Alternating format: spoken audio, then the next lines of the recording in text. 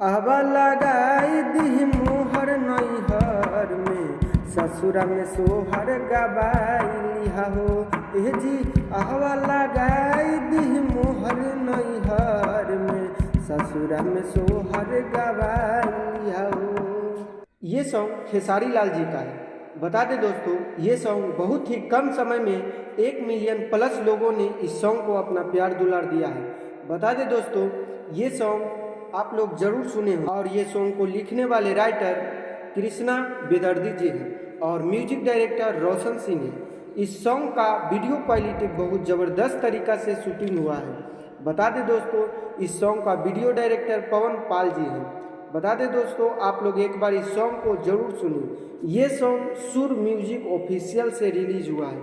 आप एक बार जरूर सुने और इस सॉन्ग को अपना प्यार दुलार जरूर दें। बता दें दोस्तों, इसी प्रकार से भोजपुरिया से रिलेटेड जानकारी पाने के लिए हमारे चैनल से जुड़ें और नए नए वीडियो पाने के लिए हमारे चैनल को सब्सक्राइब करें। धन्यवाद।